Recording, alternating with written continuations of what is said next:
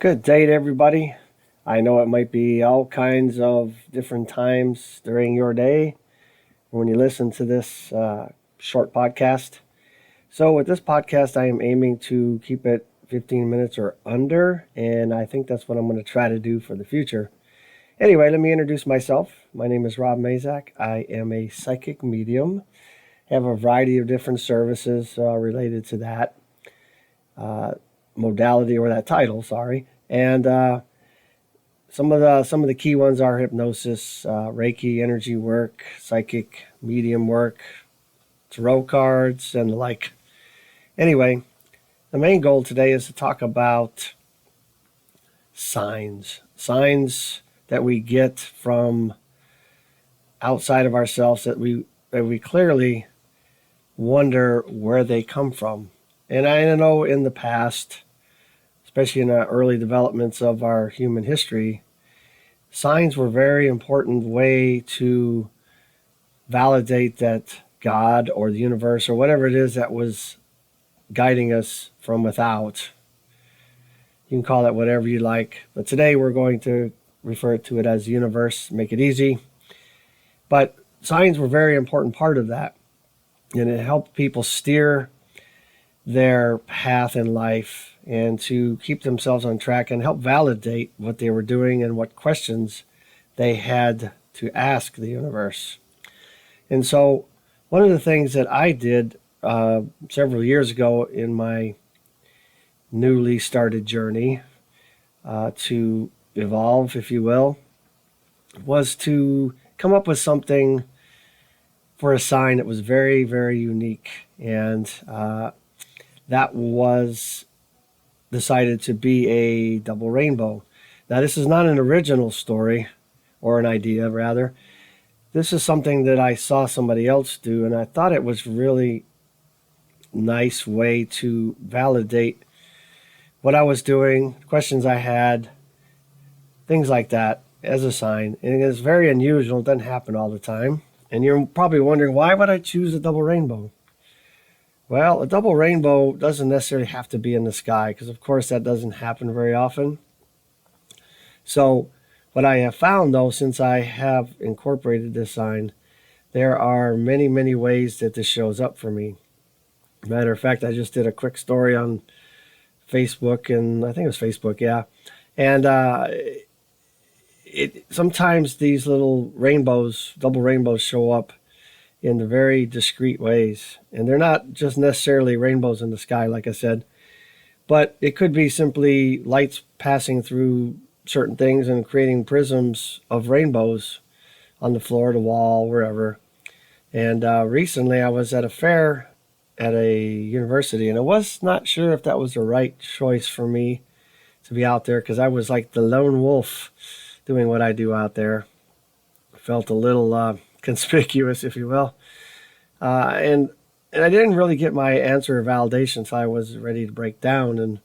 And there, when I went to grab my first item to pack it up, I noticed two different prisms of light that were hiding behind my little sign I put on the wall. Not sure what was refracting it to cause it, but it was very unique and very validating for me that I was doing the right thing. Anyway, that's enough about signs. So I'm titling this podcast, this talk, "The Burning Bush."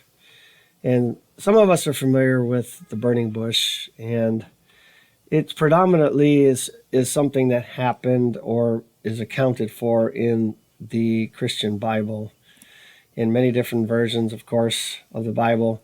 But the idea was that Moses went up onto Mount Sinai or was up on Mount Sinai and noticed a bush that was apparently burning, or what he considered to be burning, but it was not consuming the bush. And so, of course, he wanted to investigate. I mean, I suppose I would too. And I'll tell you in a minute why I bring up this burning bush.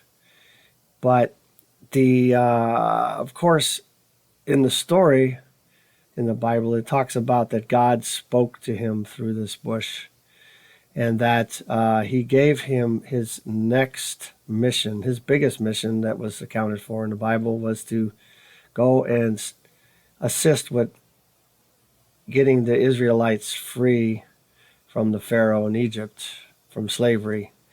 And of course, he was not exactly jumping up and down for joy for that, but he, of course, we all know the story. He did do that, and that did happen. But it's interesting because the other day I was driving to my state guard drill one weekend, and I just recently reactivated myself into the guard. And this was like dark 30 in the morning, really dark, very few people on the highway heading north from my house. And off on the side of the road to my right, I noticed a fire burning. It was weird. It was just sitting there burning within the trees, but it didn't appear to be spreading. Although I was only privy to it for a few minutes, it just seemed to be very centralized and wasn't going anywhere. Just this fire burning. And I thought, well, maybe I should call 911, right, and get them out there. But I looked across at the car next to me, and I could see his phone on the dash, and he had it pulled up already, so I didn't do that.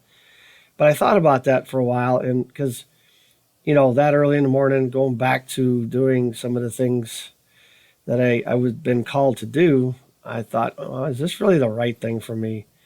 And to me, that was clear validation, although it wasn't a double rainbow, that I took this as a sign that I was doing the right thing.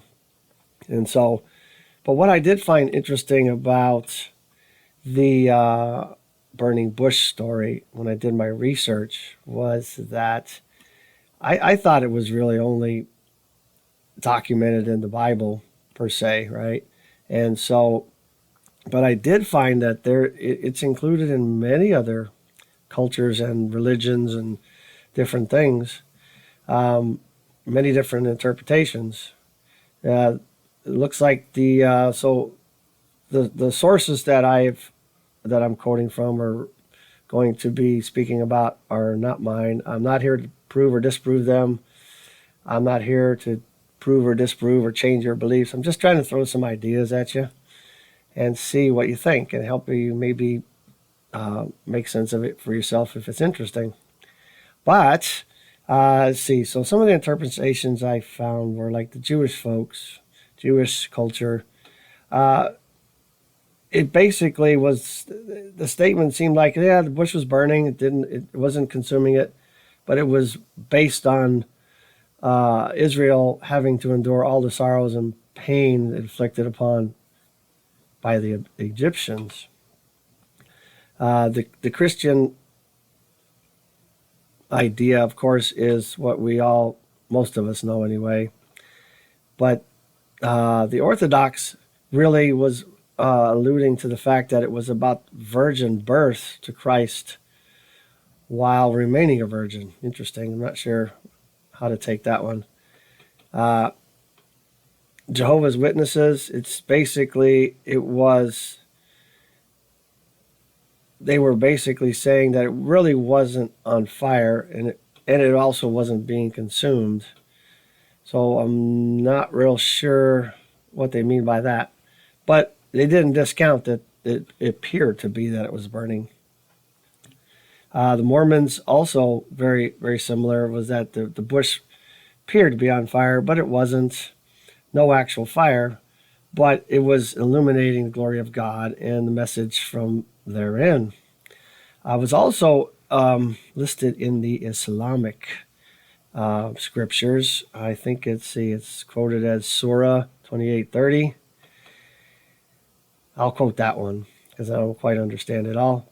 And when Moses came to it, a voice was uttered from the right side of the valley in the blessed spot of the bush, saying, "O Musa, surely I am Allah, the Lord of the worlds." And of course, this version didn't use the word God, but they used the word for the God that they worship.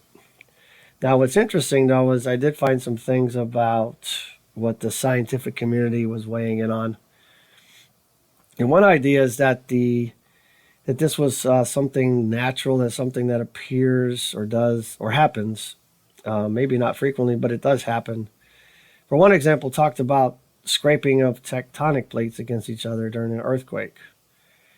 And then it would create an electrical spark that might be seen as an illumination just directly over the horizon of the sky. So I suppose it could have been something like that. And I do recall in the biblical account that the ground was shaking. So who knows, right? And the other thing they talked about is, I'll quote this one because it's pretty direct. It's, in the summer, the plant, also known as the gas plant, never heard of that, of course, exudes a variety of volatile oils that can catch fire readily and may give the impression that the bush is burning.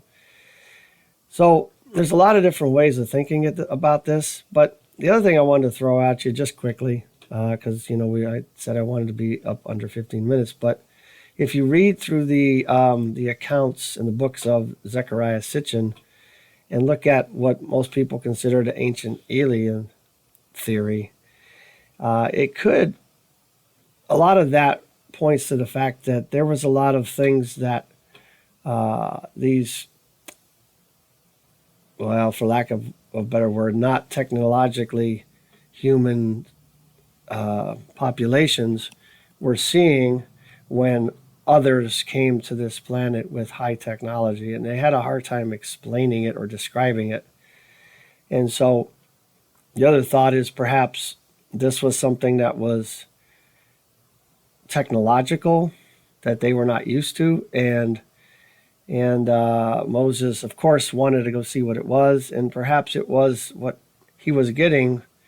The message he was getting was not necessarily from God, but from those that were here, and it didn't want him to be near it, because in the biblical description, of course, it says that Moses was standing on holy ground and that he needed to take his shoes off. So anyway, there could be something to that. But regardless of what this was and what the actual meanings and interpretations of this event were, it is unique that it is spread across many cultures, many religions, the scientific community, perhaps the ancient alien theories. And so it's not something that just appeared to happen one time and we just have to believe it out of one or two accounts in the Christian Bible. But regardless of all that, I think what's really cool, though, is I think we all love validation. We all want to know answers that come from without and from the universe, from God, from the spiritual world, whatever it is you believe that is.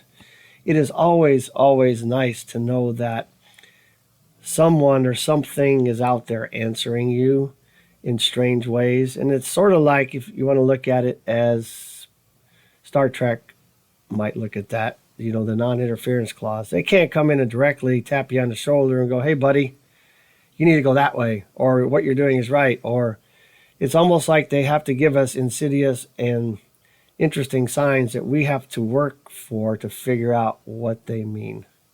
Anyway, I just wanted to throw some ideas out there at you.